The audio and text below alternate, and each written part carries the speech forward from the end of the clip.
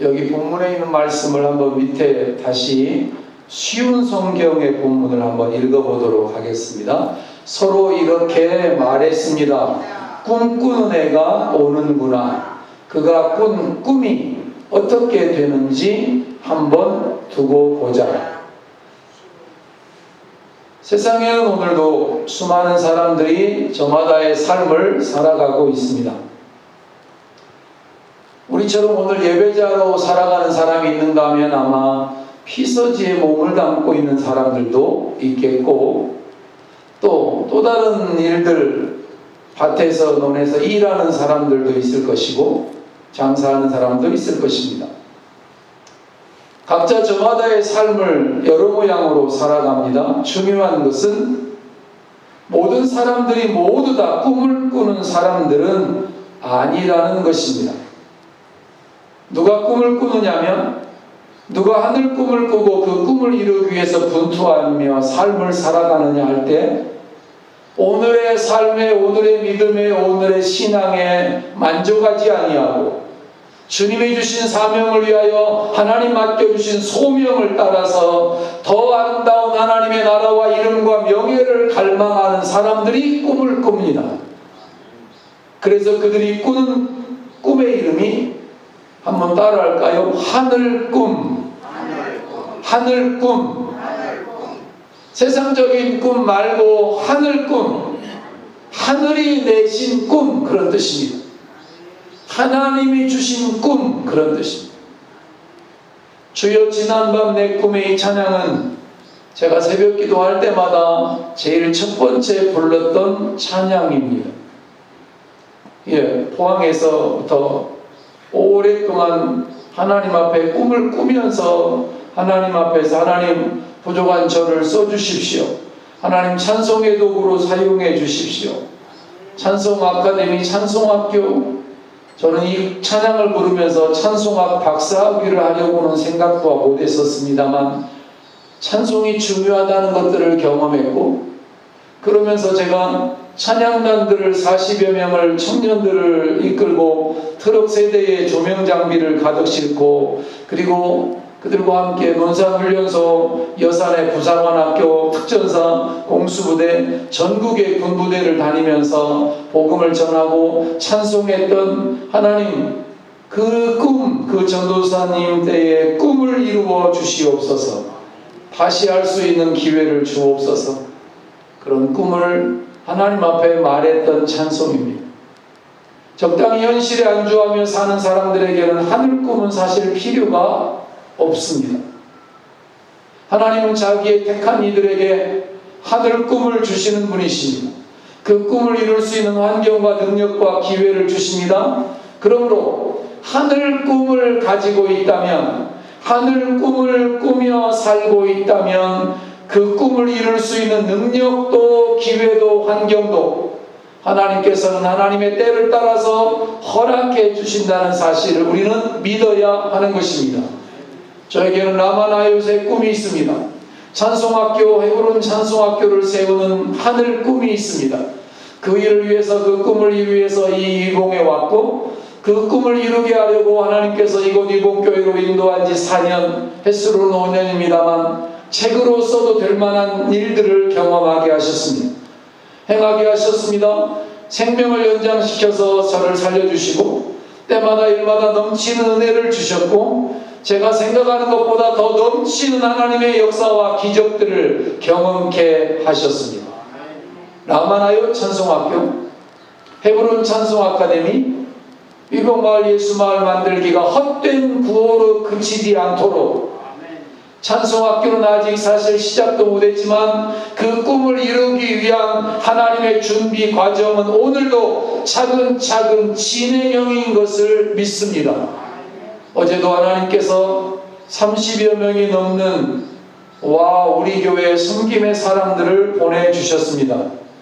저는 그분들이 누군지 물론 모르는 사람들이고 그들도 저를 모르는 사람들인데 생면부지의 사람들을 하나님이 보내어 주셨습니다.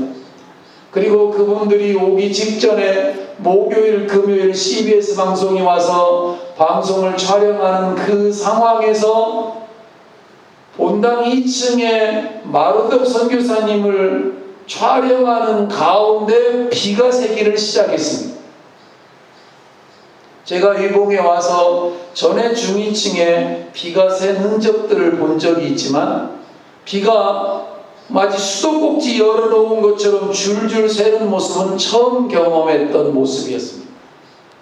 방송 카메라를 촬영하려고 했던 여러 계획들을 다른 것으로 뒤로 미루고 그것을 집중해서 촬영하더라고요.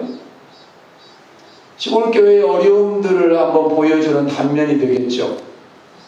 그리고 그 계속해서 비가 쏟아져서 할 수 없이 비옷을 입고 제가 지붕을 타고 그 위로 지붕 위로 올라가서 보니까 여기 이쪽 지붕은 A자로 이렇게 지붕이 되어져 있어요. 그래서 비가 새지만 계속해서 새지는 않고 흘러는 가죠. 근데 중2층 위쪽은 누가 작업을 하셨는지는 모르지만 평평하게 지붕을 덮어놨어요. 그리고 세월이 가니까 이제 가운데가 무게가 있으니까 이렇게 처져 있는 거예요. 그러니까 물이 비가 오니까 거기에 물이 마치 바켓으로 물을 퍼다 놓은 것처럼 물이 흥건히 고여 있더라고요.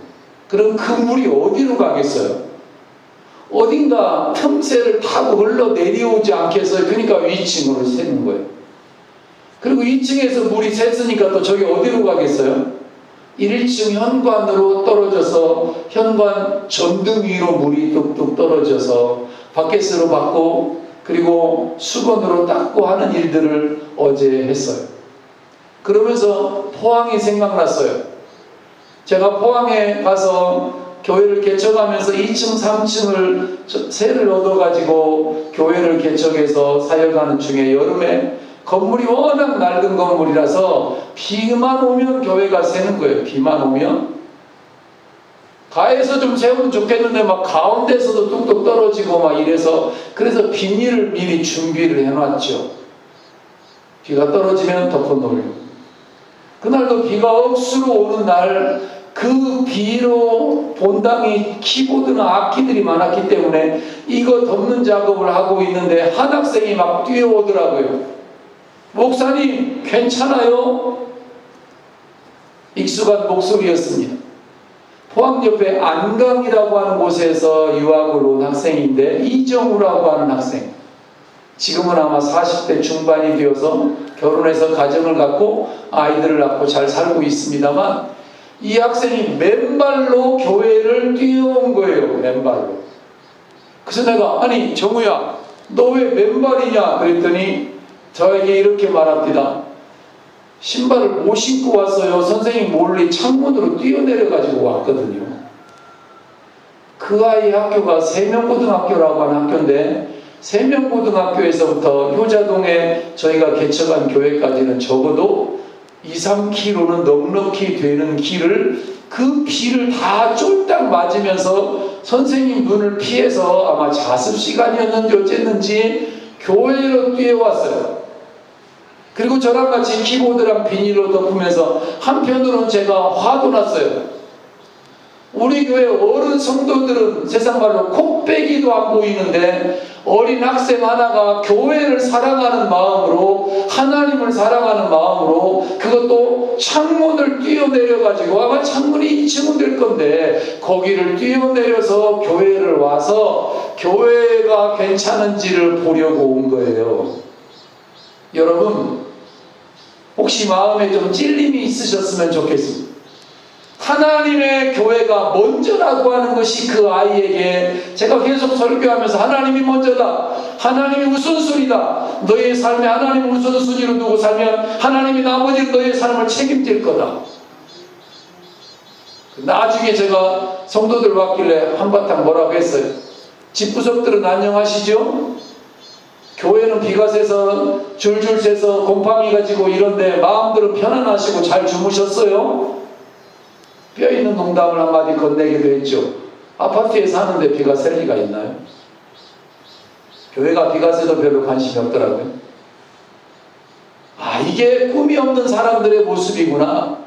이게 하늘 꿈을 포기한 사람들의 그냥 마지못해서 신앙생활하고 하루하루 살아가는 사람들의 모습이 아닐까, 그런 생각을 해봤어요.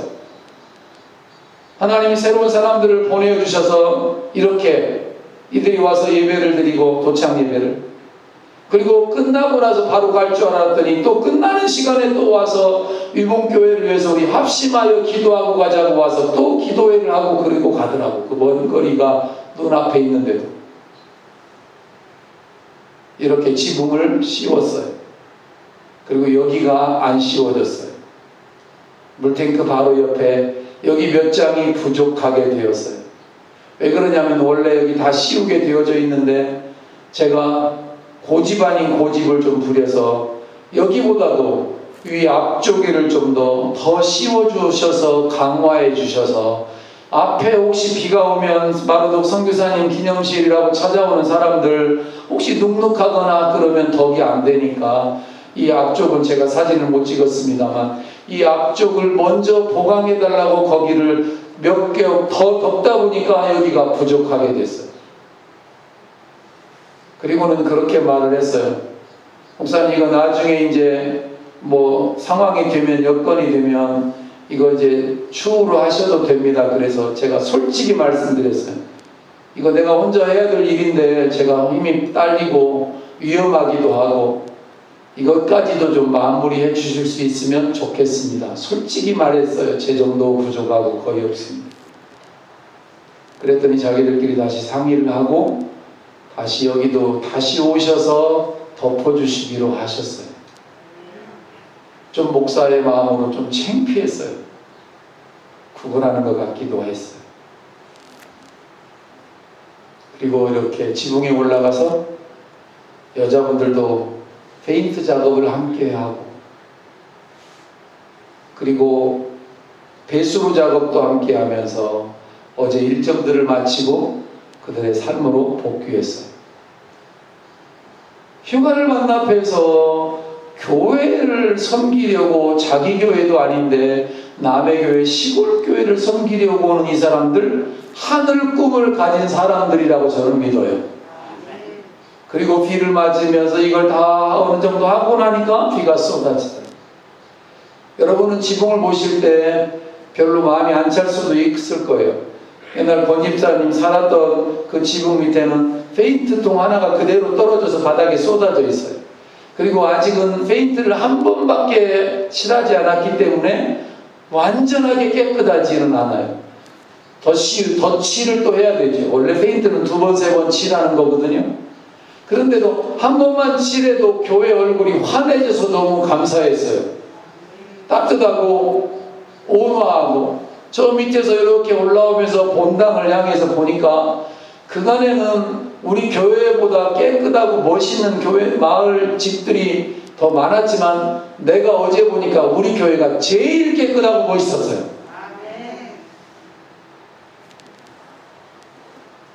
꿈을 꾸는 사람들, 꿈을 이루기 위한 과정이 힘들고 어렵죠. 그래서 중간에 포기들도 해버리죠. 어떤 사람은 아예 잊어버리고 체념하며 살아가죠. 우리나라가 월드컵 때만 되면 내거는 응원과 캐치프레이즈가 있어요. 꿈은 이루어진다. 여러분, 그 사람들이 원하는 꿈은 월드컵에 4강 가는 거거든요. 우승하는 거. 그 우승한다고 달라질 거 아무것도 없어요. 그렇지만 4강 한 번 어쩌다가 간 거, 어쩌다가 된 거예요. 어쩌다가 해보니까 어쩌다 된 건데, 그 꿈이 이루어지게 해달라고 프랭카드를 걸고, 하지만 일종의 바램이죠. 그게 이루어지기가 쉽지 않다는 거. 유럽이나 중남미 축구 잘하는 나라가 얼마나 많은데요. 8강 가는 것도 어렵고 예선 통과하는 것도 어려워요. 그러니까 꿈을 꾸는 거죠. 그렇게 좀 됐으면 좋겠다, 이런 거. 그렇다면 어떤 사람이 꿈을 이룰까요? 노력하는 사람, 운이 따르는 사람, 돈 있는 사람, 빽이 있는 사람, 스펙이 좋은 사람이 꿈을 이루는 게 아니라 하나님의 택함을 사람이 하나님의 꿈을 이루어요. 하나님의 섭리 가운데 있는 자가 하늘 꿈을 이룹니다. 하늘 꿈, 하나님이 주신 꿈, 소명, 사명이죠. 나를 세상의 풍습으로 더럽히지 않겠다고 하는 요셉의 꿈이 있었어요. 요셉의 각오라고도 할 수 있겠죠. 요셉, 그의 마음에 하나님이 주신 꿈이 생겼어요. 그리고 그 꿈을 그가 간직하고 난 다음에 세상의 것으로 더럽히지 않겠다고 하는 각오를 요셉이 했죠. 그렇지만 그 꿈을 꾼 이후의 요셉의 삶은 고난의 시작이고 연속이었어요. 막히고 다치고 미움당하고 모함당하고 형제들에게 미움당하고 결국은 요셉이 꾸는 꿈 때문에 죽음의 위협에 처해서 구덩이에 쳐넣어지잖아요. 저 꿈쟁이가 온다. 저 하늘 꿈을 꾸는 꿈쟁이가 온다. 저 녀석 죽여버리자. 하늘 꿈은 무슨 개꿈, 무슨 하늘 꿈을 꾼다고 지가 뭐 대단하다고 이러면서 형제들이 미워하고 요셉을 구덩이에 집어 던져버리잖아요.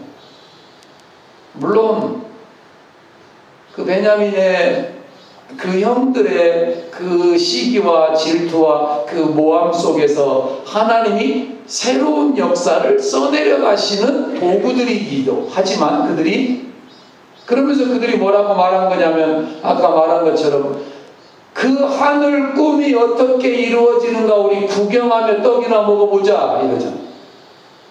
그 하늘 꿈이 어떻게 이루어져 가는지 우리 구경이나 하고 떡이나 얻어먹자. 이게 요셉의 형들의 입에서 나온 말이고요. 오늘날도 마찬가지요. 아마 사단은 이런 말을 우리 교회를 향하여 안양호 목사를 향하여 할지 모르겠어요. 그 꿈, 네 꿈 이루어지는지 한번 보자.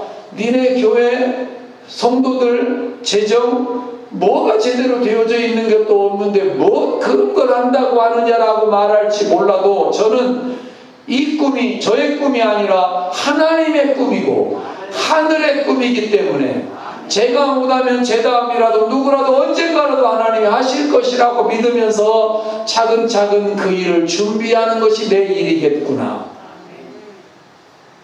아직 찬송학교는 문도 열어보지 못했지만 모함을 받아서 감옥으로 내려가고 그리고 재수 없음으로 보이고 실패로 보였던 요셉의 그 꿈, 여주인이 줄 수 있는 부귀와 쾌락은 요셉 같은 노예들에게는 감히 꿈도 꿀 수 없는 거거든요. 주인 아내와 하룻밤? 그게 문제가 아니라 그러면 그 다음에 주인 아내가 집도 사줄 게 아니겠어요. 그리고 아파트도 사주겠죠. 그리고 장래가 보장되지 않겠어요. 내연녀의 관계. 세상적으로 보면 기회가 온 거죠. 기회가 출세의 기회가 온 거예요. 노예로 입장에서 보면 그 주인의 아내가 자기를 짝사랑하는데 가만히 놔둘 것이 아닌 건 분명하잖아요. 세상에 윤리니 도덕이니 주인에 대한 충성이니 의리니 이런 거는 밥 먹여주는 거 아니다. 이러고 아마 다른 노예 같았으면 간음죄를 저질렀을 것이고 다른 노예 같았으면 그 일에 푹 빠져들었을 것이지만 요셉에게는 뭐가 있었다고요? 하늘 꿈이 있었어요. 하나님이 주신 꿈이 있다. 하나님이 보고 계신다. 하나님이 함께 해야만 이 꿈이 이루어진다. 세상 그 누구도 나의 도움이 아니라 하나님만이 나의 도움이다. 요셉은 그 모든 죄악과 유혹을 이기고 극복하고 넘어섭니다. 이유는 딱 하나, 하나님이 금하셨기 때문이다. 하늘 꿈을 꾸었기 때문이다.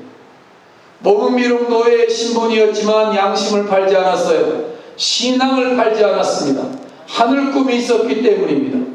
보디발의 집에서 가정 총무가 된 것은 사람을 다스리고 정치적인 감각을 익히도록 하나님이 미리 섭리하신 것이었어요. 형들을 하나님이 도구로 썼어요. 구덩이를 하나님이 도구로 썼어요. 이스마엘 상인들을 하나님이 준비하셨어요. 사람들은 우연이라고 말할지 몰라도 하나님은 하늘 꿈을 요셉에게 준 다음에 그 요셉을 준비시키시고 배우게 하고 알게 하고 정치 수업을 하고 경영 수업을 하고 나중에 애굽의 총리가 되고 하나님의 백성들을 먹여 살리고 감옥에 갇히지만 그 죄수들이 단순한 죄수가 아니라 정치범들이거든요. 정치하는 사람들에게서 하나하나를 받고 배우고 논의하고 디스커션 하면서 준비되어지는 17년의 삶의 현장에 하나님이 함께 했다는 사실을 우리는 잊지 말아야 해요. 하나님. 13살에 팔려서 17년 동안 그 모진 고난의 시간이었지만 사실은 연단의 시간이었고 준비의 시간이었고 하늘 꿈을 이루는 하나님의 과정의 시간이었다는 사실. 보디발의 아내의 유혹, 보디발의 집의 가정 총무, 감옥에 들어가서 총무, 하나님이 밑바닥에서부터 하나씩 둘씩 준비시키다가 그러다가 점차 높아져서 마침내 애굽의 국무총리가 되게 하는 이런 경영 수업이 하나님이 요셉에게 주었던 꿈의 본질이었어요. 우연인 것 같지만 그가 보디발의 집에 노예로 팔려가는 것은 왕궁으로 가기 위한 하나의 과정이었고, 히브리인 노예가 시위대장의 집에 노예로 팔려가는 거 결코 쉽지 않아요. 아마 로또 복권 당첨되는 것보다도 더 어려워요. 노예로 팔려가면 대개 노예가 뭐 할까요? 광산에서 돌 캐겠죠? 아니면 바다에서 고기 잡겠죠? 우리식으로 말하면 새우잡이 배에 타서 지옥 같은 삶을 살지 않겠어요? 육체적인 노동하는 곳으로 끌려갈 확률이 훨씬 더 높은데 하나님이 요셉을 이스마엘의 상인에게서 사서 이 상인이 요셉을 어디에다가 팔아요? 보디발의 집에. 보디발의 집. 그러니까 보디발의 집에 팔려갔다기보다는 보디발의 집으로 하나님이 안내해서 배웅해서 그곳으로 인도해 주신 것이죠. 아멘. 미디안과 이스마엘 상인들이 결국은 요셉을 보디발의 집으로 안전하게 데려오는 거예요. 안전하게. 어제도 지붕 공사하다가 위에서 한 사람이 지붕에서 떨어졌어요.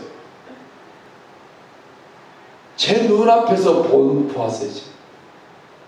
정말 하나님이 받아주셨으니까 너무 감사해요.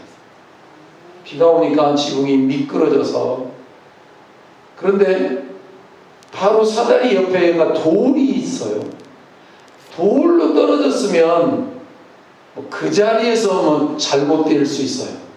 근데 돌 옆에 땅이 며칠 동안 비가 오니까 땅이 푹신푹신해져 있었어요. 그리고 머리부터 떨어지거나 그랬더라면 정말 큰 사고였을 텐데 엉덩이로 떨어졌어요. 떨어지고 앞으로 굴으시더라. 내가 뭐 하다가 지금 올라가려고 이렇게 교회 코너를 돌아오는데 바로 눈앞에서 되어진 일이에요. 하늘이 갑자기 노래졌어요. 좋은 일에 이게 잘못되면 안 된다, 하나님. 그리고 잠깐 짧은 시간 제 마음속에 기도해서 하나님 고쳐주십시오. 치료해 주십시오. 아프지 않게 해주십시오. 근데 자리에서 좀 이따 뻘떡이 일어나셨어요. 그리고는 이제 그만 쉬시라고 하고, 다른 분은 그 뒤로는 다시 지붕에 올라가지 못하도록 제가 막았어요. 그리고 제가 지붕에 올라가서 그 사람이 도왔던 일을 제가 했어요. 아무래도 내가 그래도 군대 생활 특전사를 내가 경험했으니까, 공수부대 생활을 내가 했으니까 좀 낫겠다. 그리고 모든 책임은 사실 교회 대표는 저니까. 그리고 만약에 교회 지붕 씌우다가 한 사람이 잘못됐다 그러면 아마 기자들이 벌떼처럼 달려오겠죠. 그리고 마을 사람들은 비난하고 비우겠죠. 여러분, 하나님이 받아주신 줄로 믿으시기를 바랍니다. 하나님이. 누가 그러더라고요. 땅을 하나님이 며칠 동안 미리 적셔가지고 푹신푹신하게 쿠션을 만들어서 다행이다. 참 그분 말 잘합디다. 믿음의 사람이죠. 믿음의 고백. 그리고 차 안에 가서 좀 누워있다가 저녁에 밥을 먹는데 이 양반이 나올 수 있을까 했더니 다시 자기 발로 걸어 나와서 다시 식사하고 그리고 돌아가셨어요. 그래서 월요일날 그래도 모르니까 병원이라도 한번 다녀가셔서 주사라도 하나 맞고 오시라고 부탁을 드렸어요. 모든 일들을 주장하시는 그분이 하나님이신데 그 보디발의 집으로 팔려가서 결국은 감옥으로 가서 결국은 왕국으로 가는 그 모든 여정들을 누가 다스리고 계셨느냐면 하나님이 다스리고 계셨어요. 하나님이 시나리오를 17살에 아무것도 모르는 애송이 노예, 애국말도 할 줄 모르고 샘족이 언어, 아람어도 할 줄 모르는 풋내기 언어, 이를 하나님께서 13년의 과정을, 아까 제가 말을 거꾸로 했네, 13년의 연단의 과정은 사실 힘이 들어요. 그리고 언제 끝날지도 요셉은 잘 몰랐어요. 까마득하게 느껴졌을 수도 있어요. 30세가 되면 내가 너를 꺼내서 애국의 국무총리 되게 한다. 하나님 이런 말씀 한마디도 안 하셨거든요. 그런데도 요셉은 묵묵히 그 자리를 지켜요. 그리고 연단의 때를 경험해요. 그리고 모든 과정에는 정해진 때가 있죠. 하나님의 때가. 애굽에서는 공무원이 되어서 공직에 나갈 수 있는 기본 나이가 30세예요. 그 30세가 되는 13년의 과정 동안 하나님 요셉을 하나하나 준비시키는 거예요. 경영 수업도 하고 정치 수업도 하고 경제 수업도 하고 사람을 섬기는 일들도 경험하고 또 인간들의 모략이나 술수나 유혹이나 죄악이나 이런 모든 것들을 다 준비하게 하시고 경험하게 하시고, 그리고 하나님의 때가 되니까 하나님이 요셉을 들어 사용하셔서, 보자, 요셉의 꿈이 어떻게 되는지 구경이나 하고 떡이나 얻어먹자 이랬던 형들이 나중에는 떡이나 얻어먹는 게 아니라 요셉에게 와서 식량을 구걸해서 먹어요. 요셉을 통해서 생명을 연장받게 돼요. 요셉을 통해서 그의 가족이 살게 돼요. 그들은 비아냥거리면서 말했죠.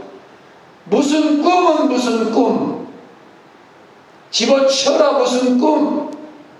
그 꿈이 어떻게 이루어지느냐. 우리가 그 꿈 못 이루도록 너를 구덩이에 집어넣어가지고 너를 죽여버릴 건데 네가 꿈은 무슨 꿈이야. 하나님이 무슨 요셉에게 꿈은 무슨 꿈을 줘. 그렇지만 하나님이 그 꿈을 이루는 데까지 이끌어갔다는 사실을 오늘 성경을 통해서 보게 되잖아요.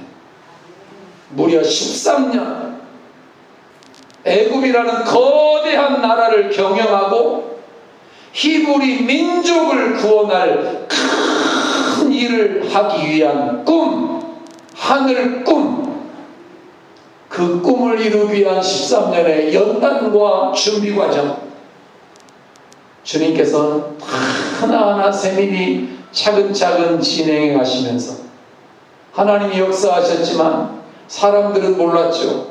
아마 요셉도 몰랐을 것입니다만, 그러나 하나님의 때에 하나님의 방법으로 요셉을 연단하고 준비할 때 요셉은 인내했어요. 성실히 보냈어요. 하나님 앞에 신실했어요. 성실이라고 하는 의미는 한자어로 하루도 거르지 않음이라는 뜻인데, 매일매일 성실하게 하나님 앞에서 꿈을 유지하며 노력하면서 최선을 다하면서 자신을 지키면서 준비되었더니 하나님이 요셉을 쓰게 되셨어요. 훗날 국가를 이끄는 지도자의 자리에 오르게 된 것이죠. 그러니까 대통령이나 지도자가 그냥 갑자기 되면 안 되는 거예요. 그 나라 혼란에 빠져요. 하나님이 주신 하늘 꿈을 가지고 하나님이 하나하나 연단하고 준비하고 과정을 통해서 어떤 사람이 세워져야 그가 진짜 하나님의 역사를 이룰 수 있는 거예요. 우리 눈으로 지금 보고 있잖아요. 혼란을. 왜냐하면 사람들이 하나님의 방법으로 지도자를 안 뽑으니까 그런 거예요. 그가 13년 동안 무슨 모습으로 살아가는지를 하나님이 바라봤을 것입니다. 여러분, 저는 이 말씀을 결론을 짓고 싶습니다. 저도 꿈을 꿉니다. 그리고 요셉과 같은 꿈은 아닐지 몰라도 우리 교회를 향한 하나님의 꿈을 꿉니다. 저에게 준 꿈이 하늘 꿈이라고 믿으면서 달려갈 것이고, 하나하나 차근차근 어렵고 힘든 과정이라고 할지라도 인내하면서 제가 찬송학교의 문을 언제 열지, 아직 못 열지, 끝까지 못 열지, 마하나요 라마 찬송학교 아카데미가, 그리고 의복마을 예수마을이 제 생애에, 그리고 의복교회가 하나님의 사람들의 섬김의 사람 현장으로 온전히 쓰여질 그 꿈이 온전히 이루어질지 언제는 몰라도 하루하루 성실히 인내하면서 그 꿈을 이루어가는 저와 우리 모두가 되어졌으면 좋겠습니다. 의복교회, 어머니교회, 목판교회, 하늘 꿈을 가진 교회, 하늘 꿈을 가진 성도, 세상이 뭐라고 누가 뭐라고 해도 어떤 모습으로 우리를 비교할지 몰라도 보라, 꿈꾸는 자가 오는도다. 보라, 그 꿈이 어떻게 이루어지는지 우리가 한번 구경이나 하자. 어떤 비아냥에도 넘어지지 않고 인내하며 견디며 달려가는 저와 여러분 우리 모두가 되어지기를 주의 이름으로 축원을 드립니다. 참 좋으신 아버지 하나님 감사합니다.